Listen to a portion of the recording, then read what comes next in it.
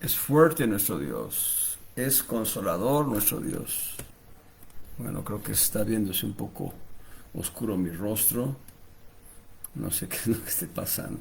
Déjeme prender la luz de atrás a ver si de alguna manera nos ayuda para que no se vea oscuro mi rostro. Bueno, nuestro Dios es fuerte, es consolador. Él es el príncipe de paz, creo que ni así. Pero bueno, esperemos que me escuchen. No necesito que me vean, sino que me escuchen.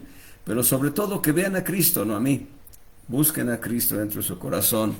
Escuchemos el mensaje que Dios tiene para con nosotros. Hemos empezado un estudio hace una semana acerca de cómo estar firmes cuando empiece la ira del Señor, y esta enseñanza aplica no solo para cuando el Señor manifieste su ira, sino también para cuando el Señor eh, sino también para nuestra vida cotidiana, todos los días. Por ejemplo, en Habacuc capítulo 2 dice el verso 4: He aquí se enorgullece aquel cuya alma no es derecha en él, mas el justo en su fe vivirá. En otras palabras, lo que está diciendo el profeta Habacuc, Dios a través del profeta Habacuc, está diciendo que el que es orgulloso, el que es soberbio, aquel que vive una vida vana, de vanagloria, es un hombre, o es una persona, diríamos en el sentido más general, es una persona que no puede estar firme. Es lo que está diciendo. Dice, he aquí se enorgullece aquel cuya alma no es derecha en él, que no puede estar firme. Toda persona que tiene orgullo y soberbia no puede estar firme, pero el justo en su fe vivirá. En otras palabras, la fe que hay en nosotros, la fe de Dios en nosotros, nos permite entender que podemos estar firmes delante del Señor. Ahora, entendamos también que nosotros, a pesar de ser justos, podemos caer en orgullo, en soberbia, en vanagloria, y entonces eso nos debilita para estar firmes. Tengamos ese cuidado para no caer en ese tipo de situaciones.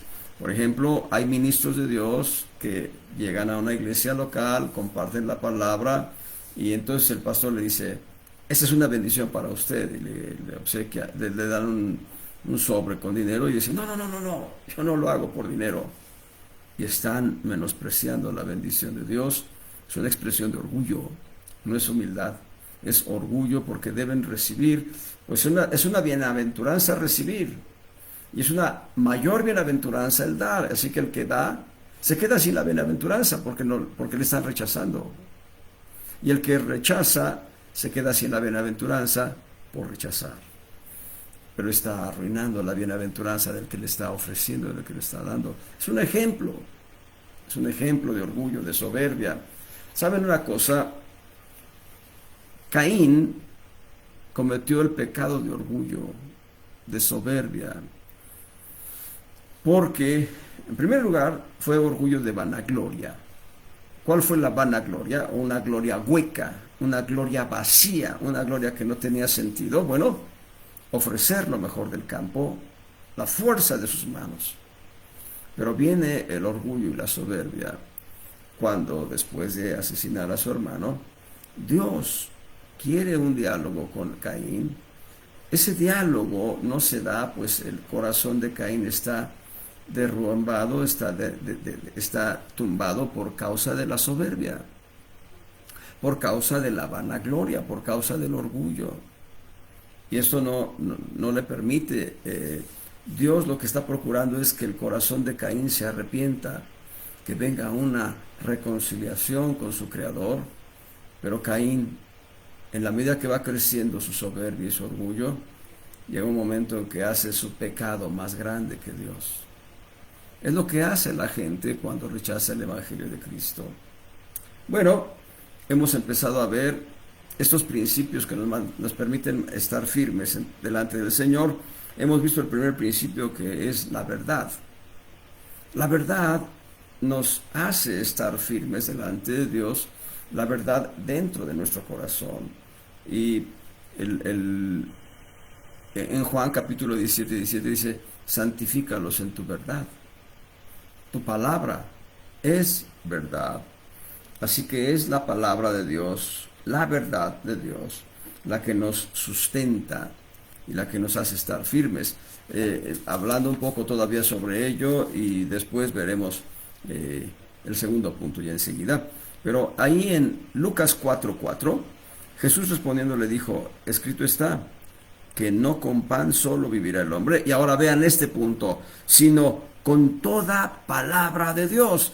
Y la palabra de verdad de Dios es la que está escrita en lo que conocemos como la Santa Biblia, pero la palabra de Dios también es una palabra de verdad cuando Él habla. Cada día Dios renueva sus misericordias y al renovar sus misericordias sobre ti y sobre mí, cada día Él nos está manteniendo firmes por su palabra rema de verdad.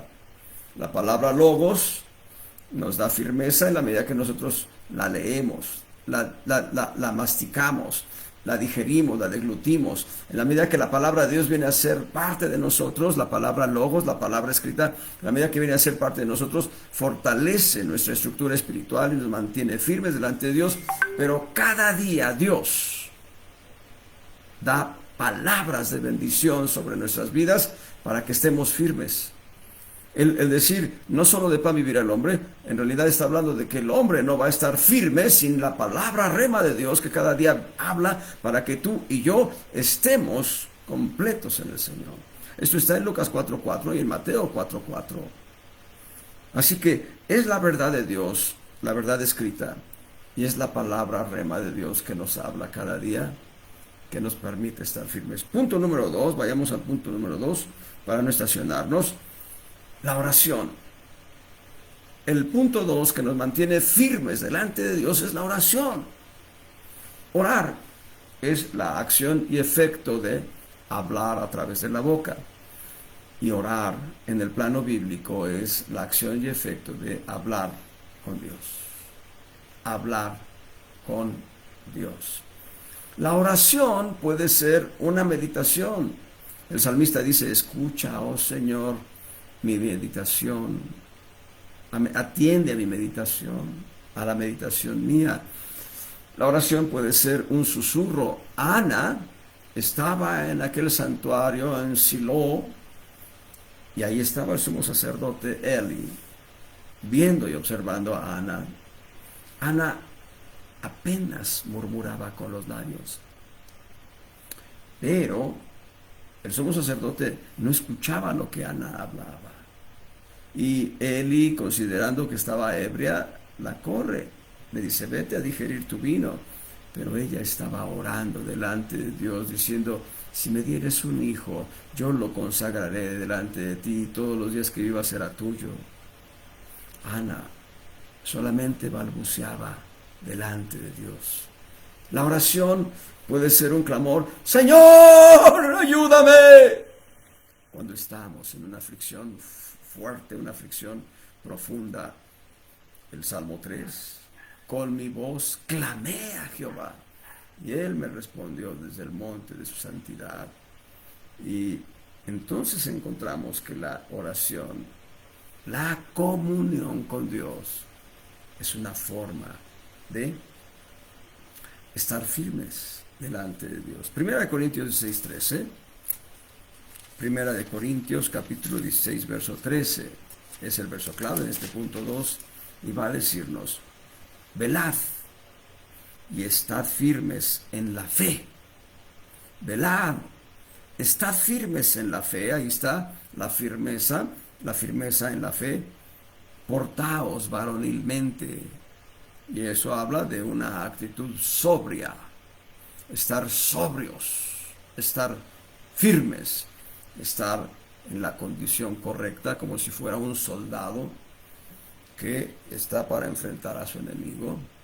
Mencioné la semana pasada el púgil, el boxeador, que debe estar en una posición correcta. Ya nos mencioné de los luchadores de sumo. El show del sumo dura unos segundos, pero son tan fuertes, vigorosamente fuertes, en peso, en musculatura. No están obesos, no tienen obesidad, no tienen grasa, tienen una gran fortaleza muscular. y tienen que estar en una posición correcta y firme para cuando da la señal, ¡pum!, enfrentar al adversario. Nosotros debemos estar firmes, velando y orando, velando en fe, velando en fe. Gloria al Señor. En Primera de Pedro, capítulo 4, vean lo que nos dice el apóstol Pedro. Y esto es un consejo para todos nosotros. Vean, dice en el capítulo 4, en el verso 7, pero el fin de todas las cosas se acerca. Estamos viviendo los últimos segundos del último minuto de la última hora en el horario de Dios, en el sexto día. 6 días de la creación, un día séptimo de reposo. Eso nos enseña Génesis capítulo 1.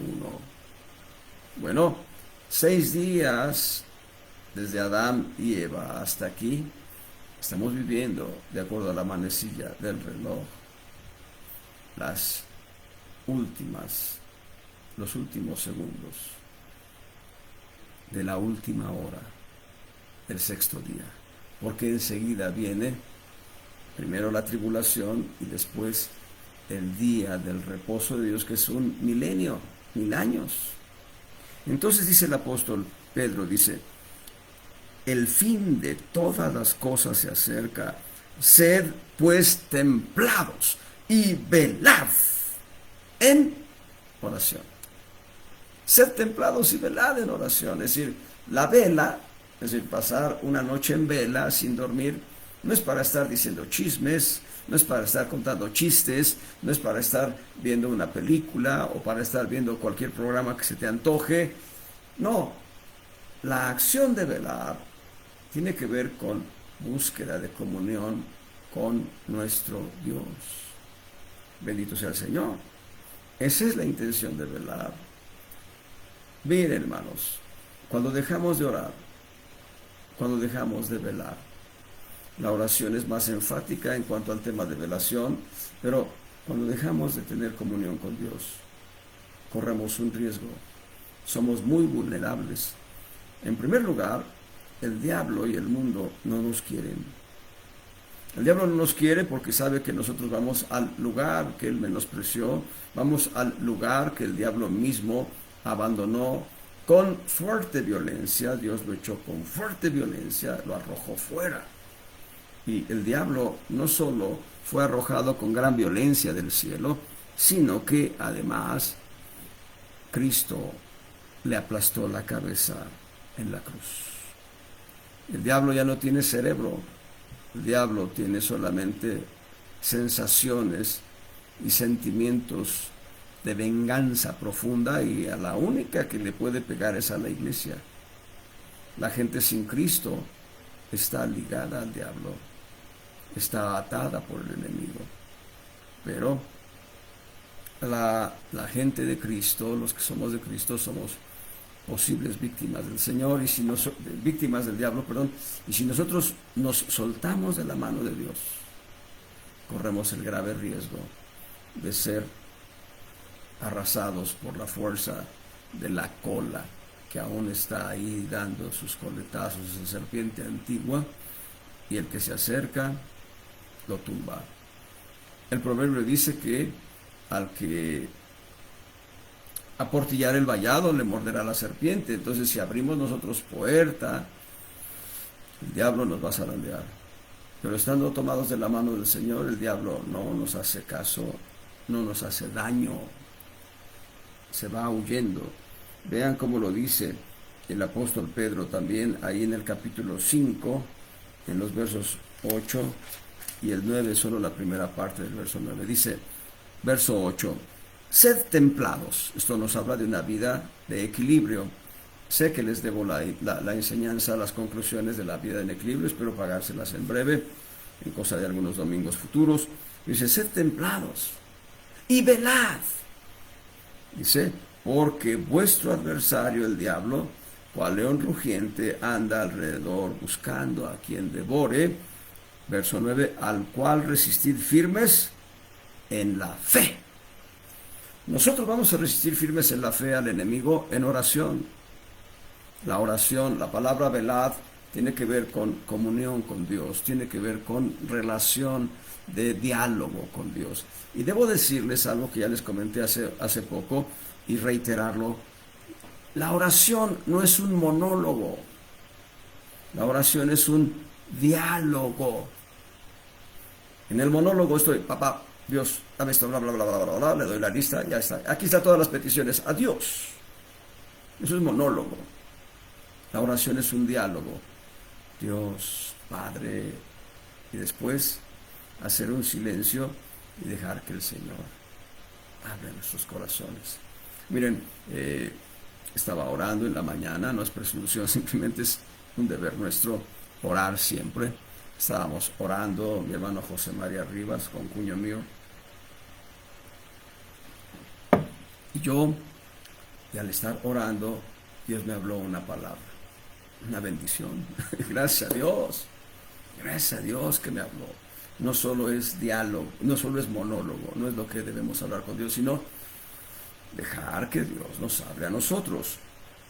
Así que la oración y la actitud de estar en vela es una experiencia que nos permite estar firmes delante de Dios. Ahora, yo ya les mencioné la semana pasada que la firmeza nuestra no solo es estar delante de Dios con sobriedad, como un soldado listo para escuchar la orden y mando, del Padre Celestial y actuar, sino también les mencioné que debemos estar firmes y sobrios como un soldado listo para enfrentar al enemigo. El enemigo quiere nuestro daño, el enemigo quiere destruirnos, el enemigo no quiere nuestro bien, no quiere nuestra bendición. Pero cuando viene el ataque del enemigo, dice el profeta, como aguas, como ríos, vendrá el enemigo contra vosotros, dice, mas el Espíritu, y está hablando del Espíritu Santo, está hablando de nuestro Dios, levantará bandera. Y aquí está diciendo el apóstol Pedro que caminando en templanza, pero velando en fe. Caminando en templanza, pero velando en oración. Dice, debemos estar. ¿Por qué? Porque el adversario, nuestro enemigo, anda cual león rugiente a quien devorar. Si tú andas en la carne, el león come carne.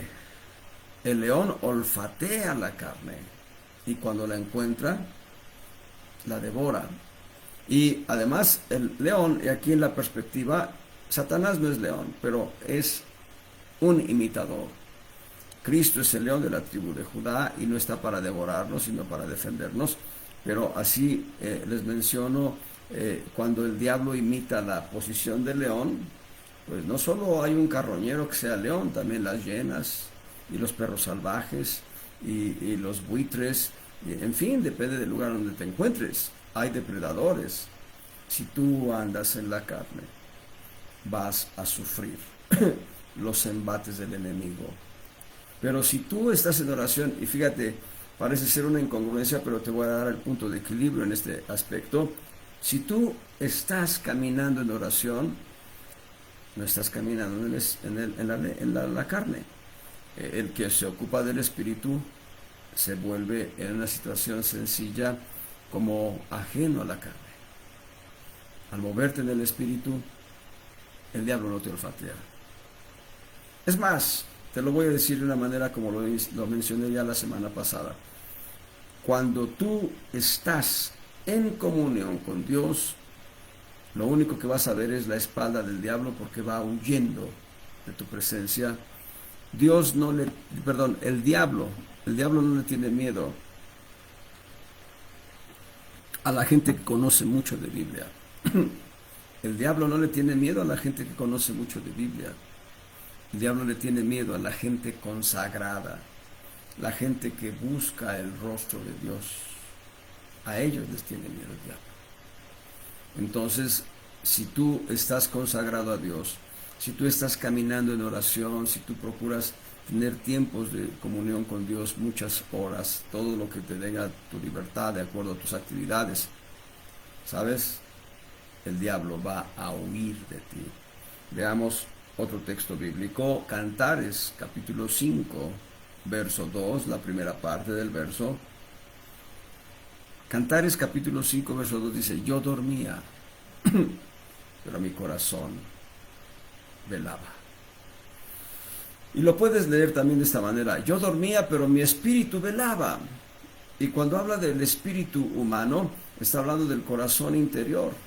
Ese corazón que no está bombeando sangre al cuerpo, sino ese corazón donde está habitando Cristo en plenitud. Entonces, en la medida que nosotros podemos estar en nuestro espíritu conscientes de Dios, aunque nuestro cuerpo esté durmiendo físicamente, también estamos haciendo lo correcto. Les he contado de gente que al estar orando, al estar durmiendo, perdón, está hablando en lenguas. Yo lo vi esto en una jovencita, ella es una mujer, ya una señora casada con hijo, y ella era una jovencita, no sé, tal vez 14, 15 años, en veladas de oración en que estábamos el papá de esta niña, y bueno, de quien fuera una niña, y los hermanos de esta niña, otros hermanos, estábamos nosotros, y ella se había quedado dormida en un sofá por allá, y nosotros hablando de la palabra, orando y leyendo la escritura y haciendo comentarios, de pronto ella en sueños hablando en lenguas. Eso me consta, yo lo escuché, yo lo vi, hablando en lenguas, soñando y hablando en lenguas. Y otra gente que está igual o que más allá de estar orando está cantando alabanzas a Dios. A mí me ha tocado en diferentes noches, en diferentes años de mi vida, me ha tocado que estoy durmiendo y estoy consciente de que estoy durmiendo, pero también estoy consciente de que estoy alabando al Señor. Estoy glorificando a Dios. Bendito sea el Señor para siempre. Así que la oración no necesariamente debe mantenerte a ti despierto toda la noche con los ojos así de semáforo, sino es el hecho de que tu corazón esté consciente de Dios y que tú estés hablando con Él. Aleluya, en tu espíritu, en tu corazón. Mateo 24, 42, el Señor Jesucristo nos va a animar a que mantengamos una vida de oración, una vida de comunión con Él. 24, 42. Velad pues, porque no sabéis a qué hora ha de venir vuestro Señor. Y es verdad, no sabemos a qué hora va a venir. A algunos les tocará de noche, a otros les tocará en la madrugada, a otros les tocará al amanecer, a otros les tocará al mediodía, por la tarde. El planeta en que vivimos es como una esfera, aunque es irregular, pero hacemos una esfera. Está girando sobre su eje. Y al girar sobre su eje, mientras aquí en México el horario promedio ahorita es, en Tijuana, pensemos, son las 11:23. Pero aquí en Pachuca, desde donde estoy transmitiendo, ya son la 1:23 de la tarde. Y en cambio en la península de Yucatán, no sé si tengan otro uso horario, pero si vemos la estructura de Estados Unidos, en California y parte de Arizona el horario es las 11:23, pero en la parte central,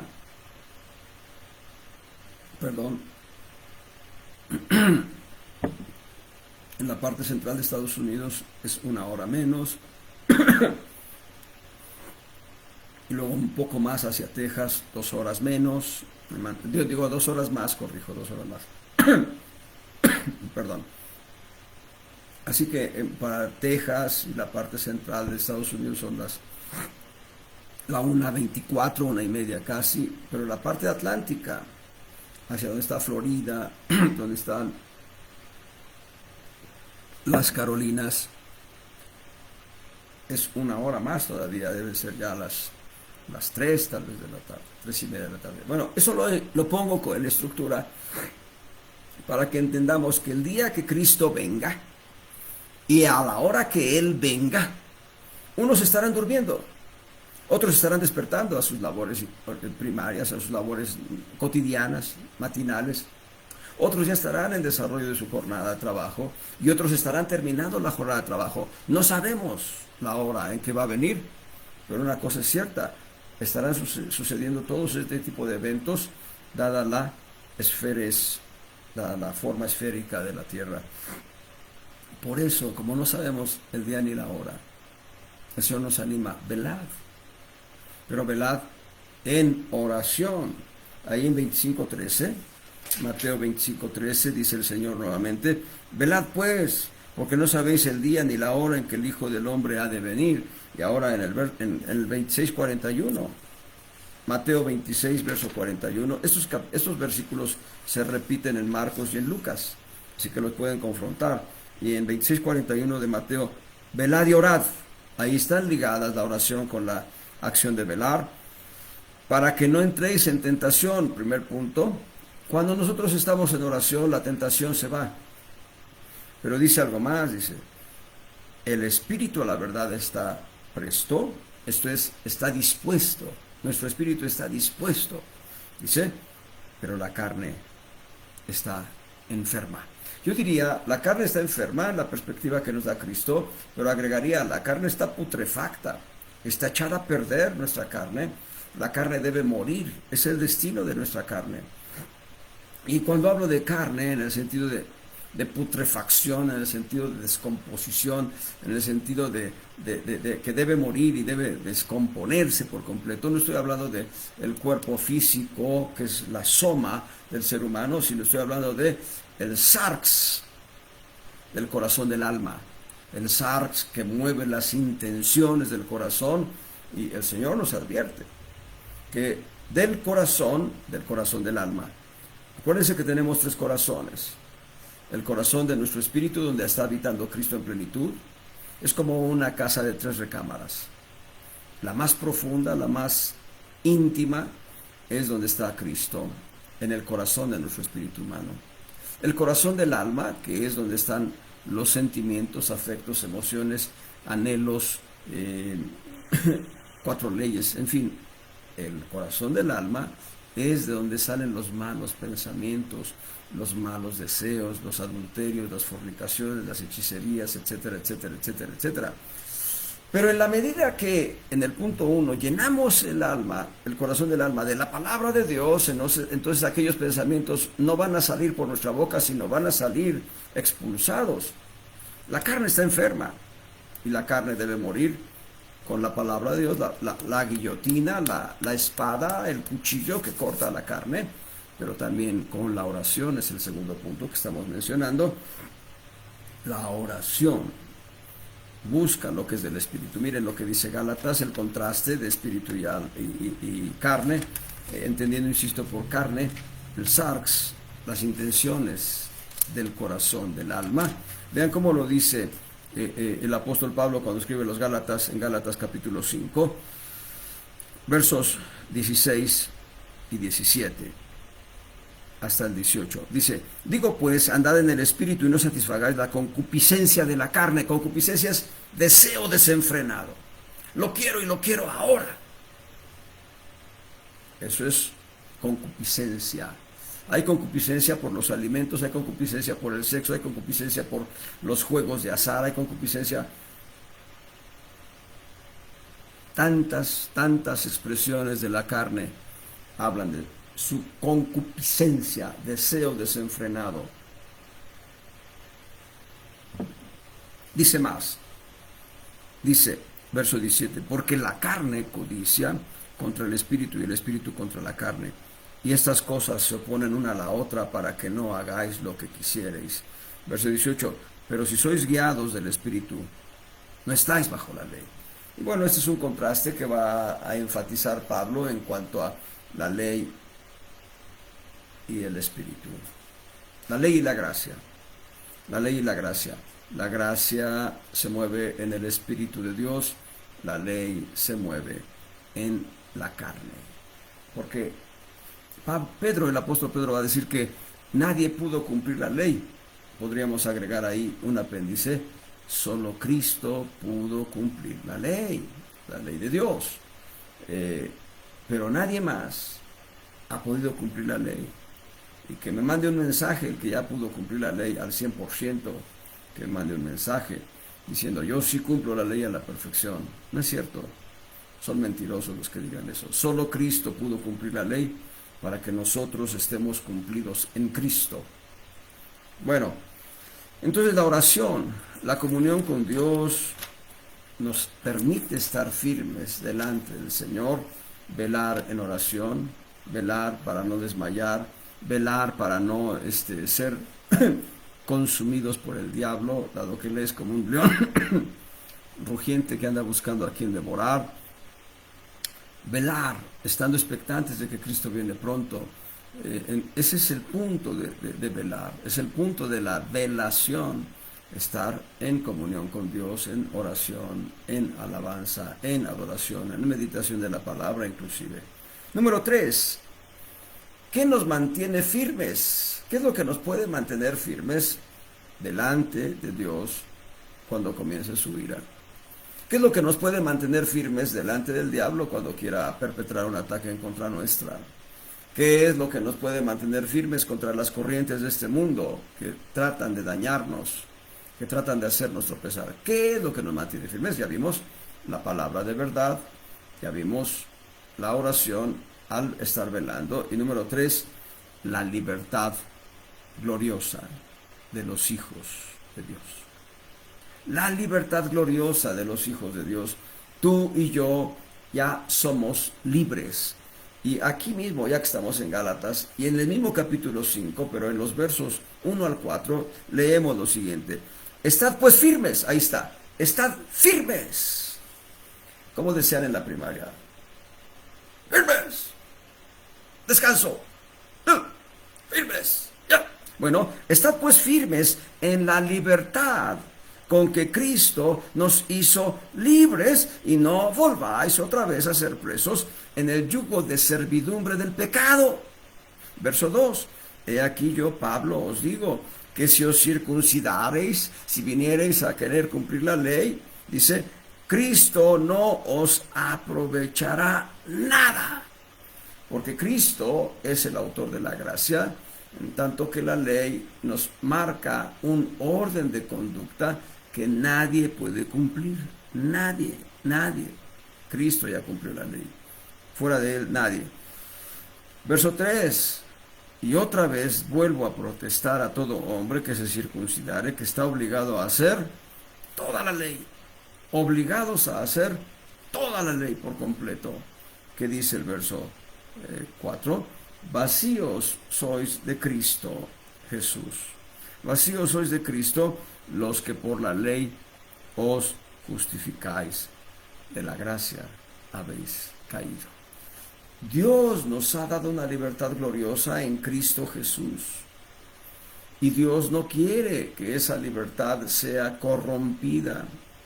Les he contado la historia, tiempo atrás, muy atrás, les he contado la historia de Espartaco. Espartaco, un esclavo muy inteligente, se hizo una película de él, y de una manera muy alegórica, el escritor de la historia, cuando vienen los romanos, ya tienen a todos los esclavos que se han sublevado, ya los tienen listos para la cruz, pero preguntan, ¿quién es Espartaco? Y por ahí se levanta uno, yo soy Espartaco, y otro, yo soy Espartaco. No. Eso es historia fantástica del escritor del libreto. Pero les he contado la historia de Espartaco. Espartaco fue un esclavo muy inteligente y logró una sublevación de esclavos en Roma.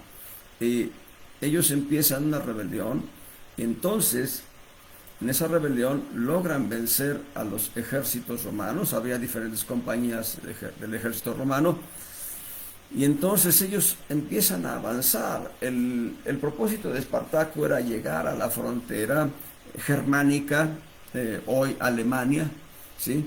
O británica, hoy el norte de Francia. Espartaco quería llegar a esos territorios que no estaban conquistados por Roma, donde ellos serían completamente libres.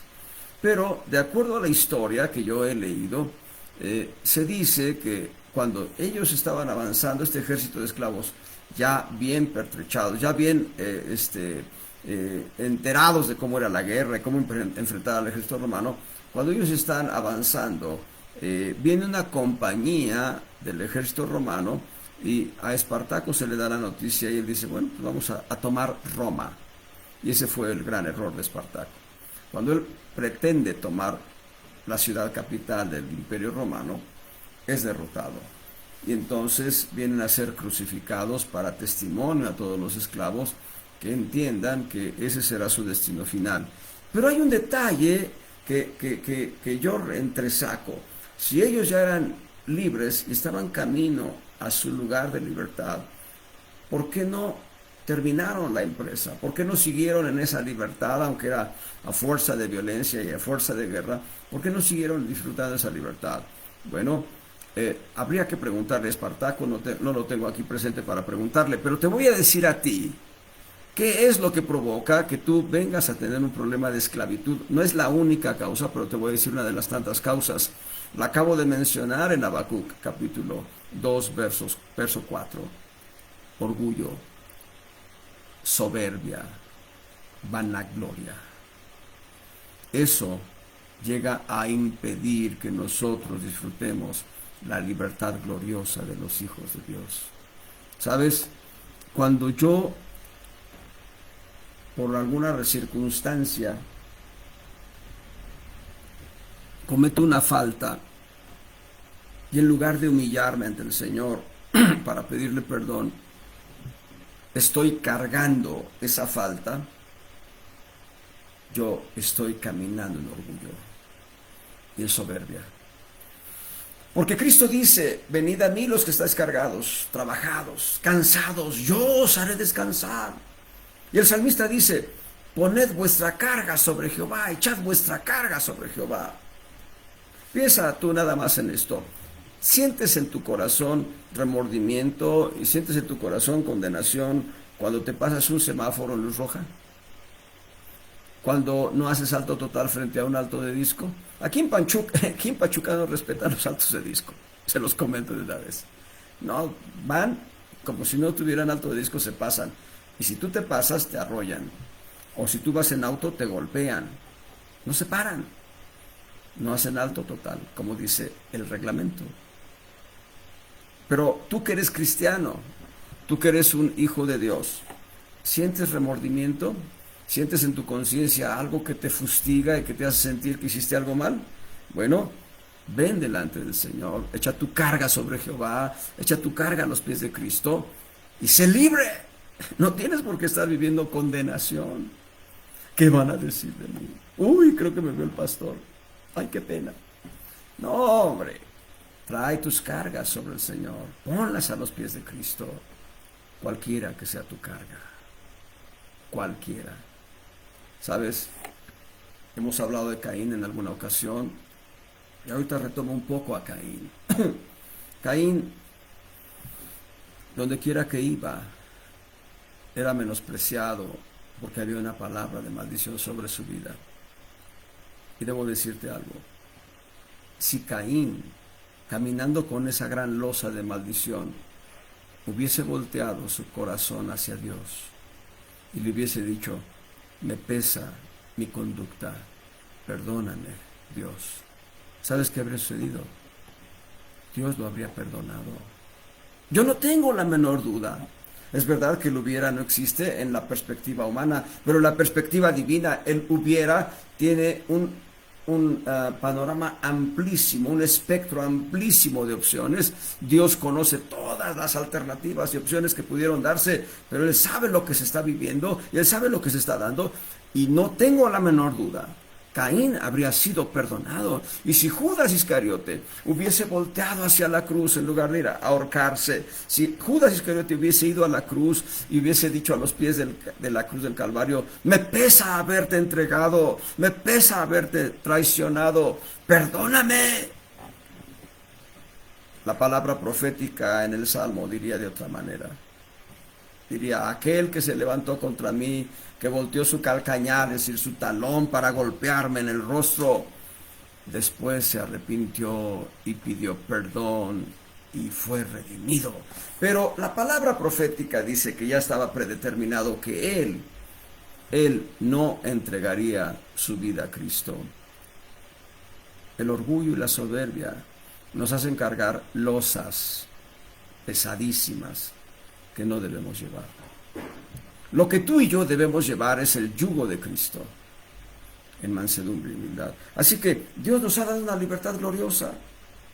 Gálatas 5 del 1 al 4, lo acabo de leer. En el verso 1, estad pues firmes en la libertad gloriosa con la cual Cristo nos hizo libres. Y en el verso 13, porque vosotros, hermanos, a libertad habéis sido llamados.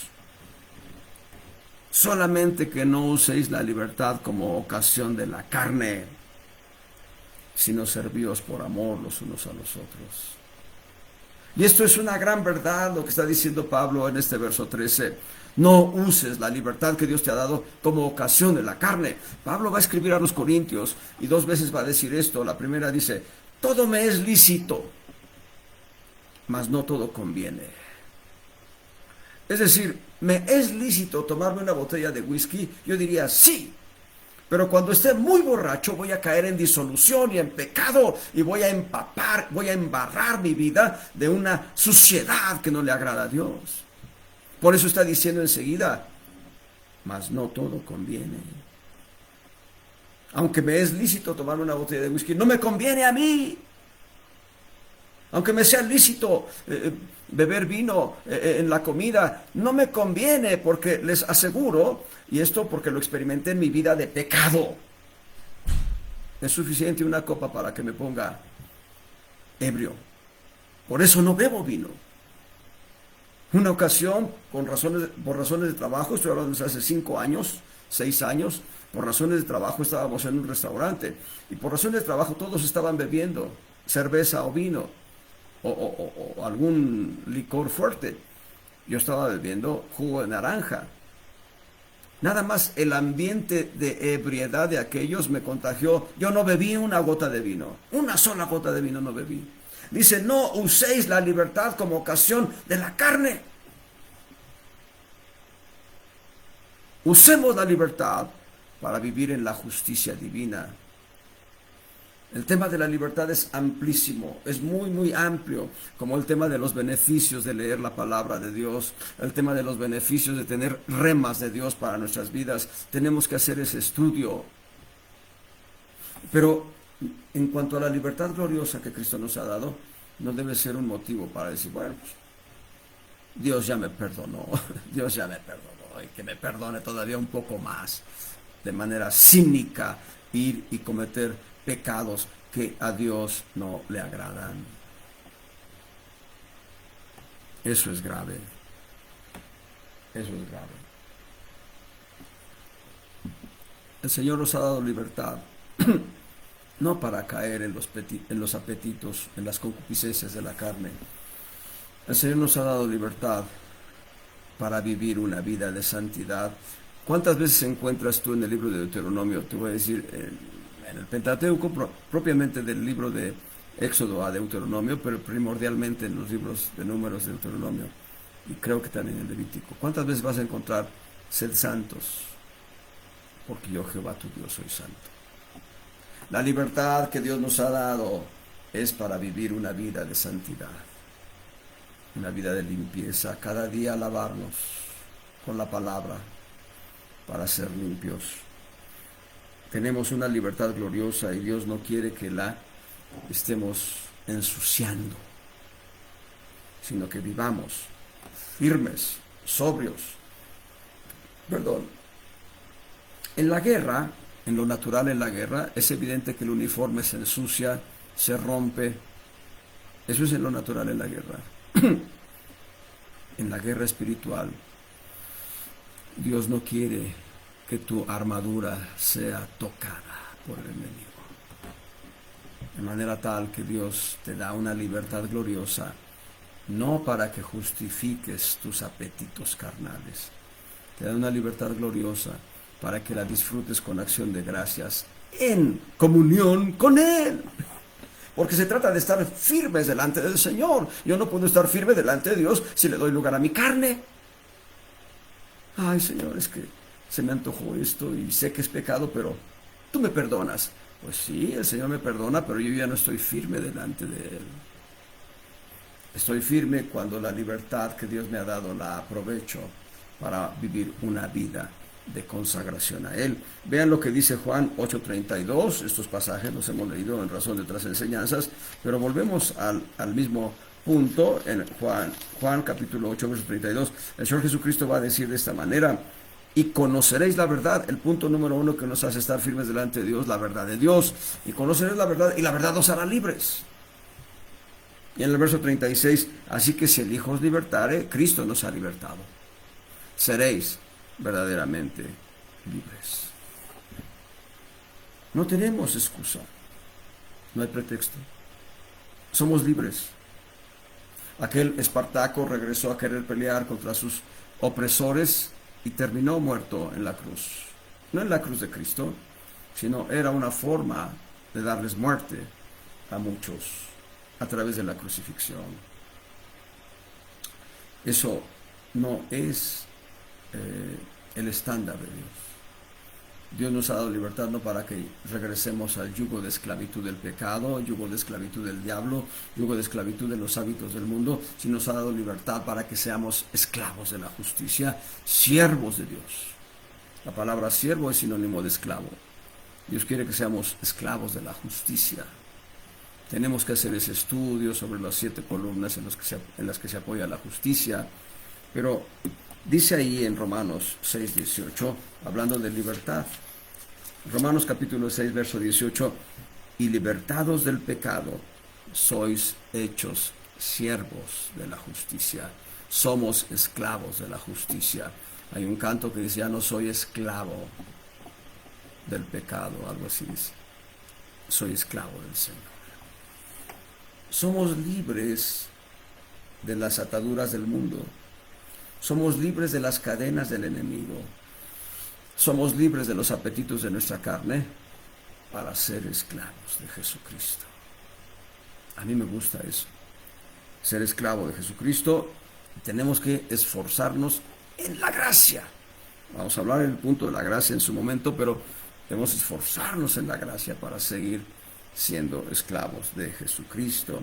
Ahí en Romanos 6:22 dice: mas ahora, librados del pecado y hechos siervos a Dios, tenéis por vuestro fruto la santificación y por fin la vida eterna. No está diciendo que la vida eterna esté condicionada a una vida de santificación, sino que la vida eterna es el objetivo culminante, aunque la vida eterna ya la empezamos a experimentar el día que entregamos nuestra vida a Cristo. Pero está dándonos un orden el apóstol Pablo. Hemos sido justificados del pecado para ya no ser esclavos del pecado, sino ser siervos de Jesucristo. Pero esta libertad que Dios nos ha dado es para nuestra santificación en el alma, y además es para que en el momento preciso de nuestra partida a la presencia de Dios estemos expectantes. Ya en espíritu y alma ya estaremos en la presencia de Dios en su gloria, pero estaremos expectantes de el levantar de nuestro cuerpo físico. Pero ahora, viviendo estos tiempos en los que hay pandemia o peste, el Señor dice: habrá pestes, habrá rumores de guerras y guerras.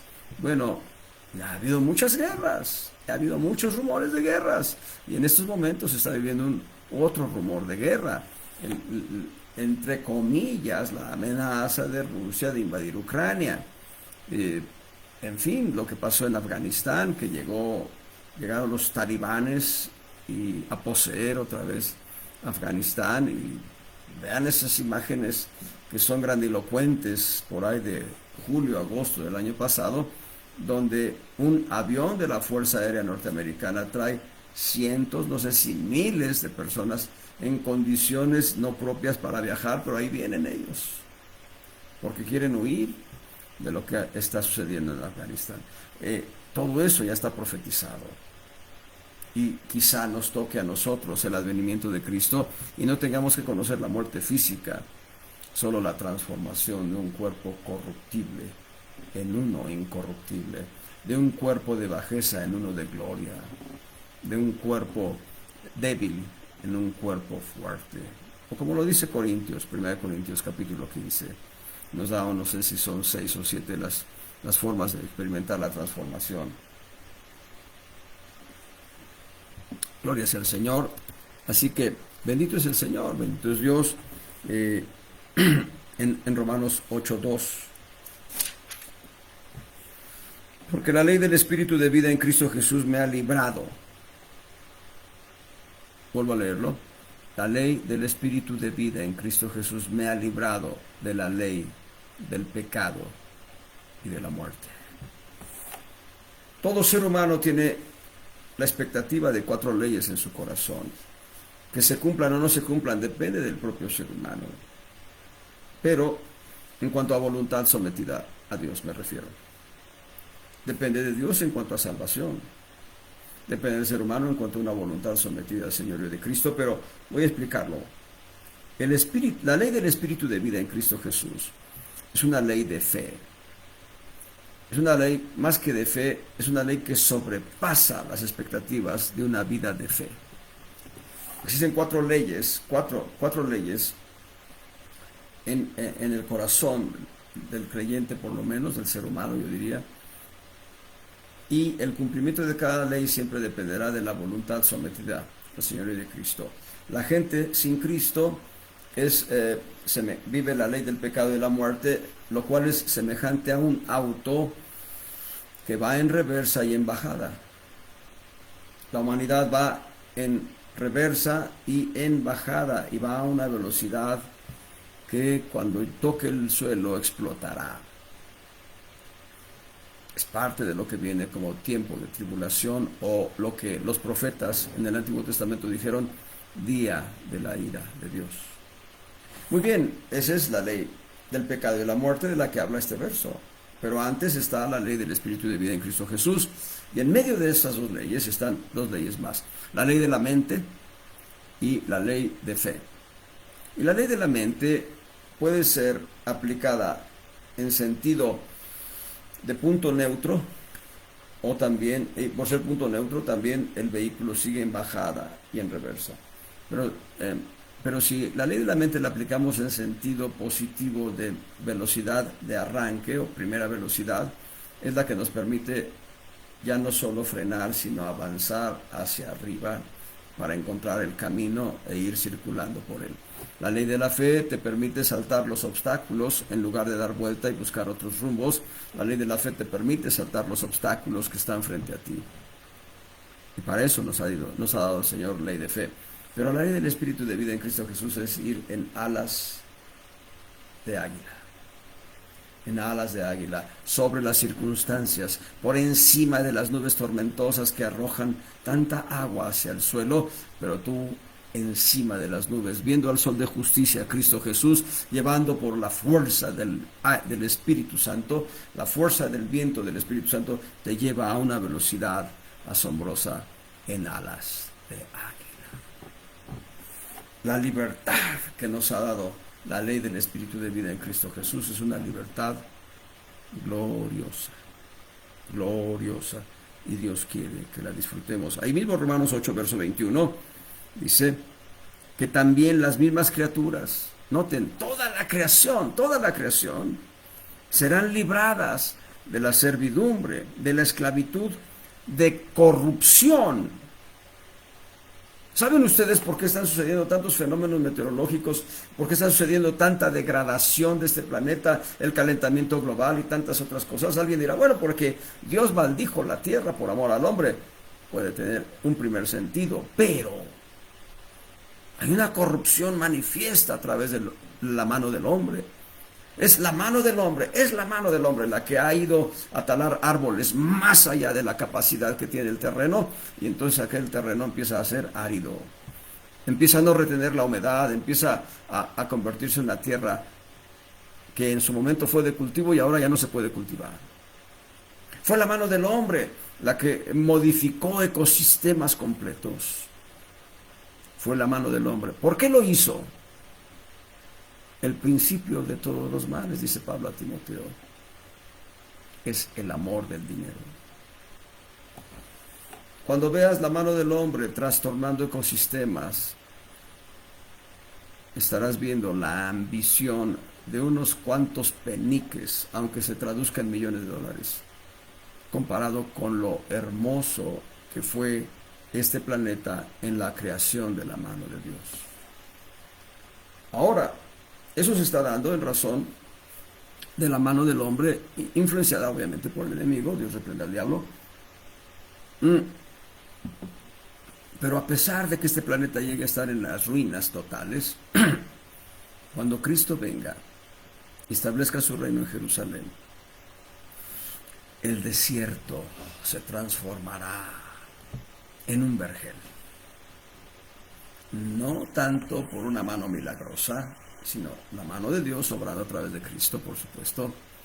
Pero entonces la gente que conozca a Dios se esforzará y hará. Y Dios transformará este planeta en un vergel, en un lugar de habitación tan hermoso que no tendremos, bueno, yo no me voy a quedar, perdón, pero los que estén aquí viviendo el milenio no tendrán temor de las víboras, de las serpientes venenosas, no tendrán temor de ningún tipo de bicho venenoso, no tendrán temor de los depredadores, porque Dios estará gobernando esta tierra. Hasta el día de hoy y hasta el tiempo de la ira de Dios está un cosmos, un sistema de normas jurídicas orquestadas en manera de darle vida a la política humana, darle vida a la sociología humana, a la sociedad humana, darle vida a la religión humana, sin Dios, sin Cristo. Ese es el cosmos actual. Todo lo que se está viviendo es sin Dios. La iglesia es una parte del cielo en esta tierra. La iglesia es la que está impidiendo la corrupción del mundo. La iglesia ha sido llamada a ser luz en medio de las tinieblas. Cuando esto se ha quitado, el día de la ira de Dios se desatará y vendrán años, 7 años de grande calamidad para la humanidad que rechazó a Cristo. Pero nosotros estamos llamados a experimentar la libertad gloriosa de los hijos de Dios. Y leyendo este pasaje de Romanos, perdón que me ha ido largo para la explicación, las criaturas, aunque no lo crean, los depredadores están esperando la manifestación gloriosa, la libertad gloriosa de los hijos de Dios. Y esto sucederá cuando Cristo venga a reinar esta tierra. Toda la esfera terráquea será transformada. Los osos polares ya no necesitarán sacrificar focas ni peces. Cada bestia y cada animal, de acuerdo al plan de Dios, conforme a Génesis capítulo 1, comerán hierba. Comerán hierba como si fueran ovejas, como si fueran toros, vacas, becerros. Así que ya tenemos 3 puntos que nos permiten mantener una firmeza delante de Dios cuando comience su ira, puede ser en breve. Y esos 3 puntos son la verdad bifurcada en la palabra logos y la palabra rema, de Dios para nosotros. Además de la verdad, la oración a través de velar en el Espíritu, velar en oración. La oración nos mantiene firmes delante de Dios. Y número 3, la libertad en la cual Dios ya nos hizo libres. Nos faltan 4 puntos, esperemos avanzar en ello o agotarlos la próxima semana. Dios les bendiga con abundancia, mis amados hermanos.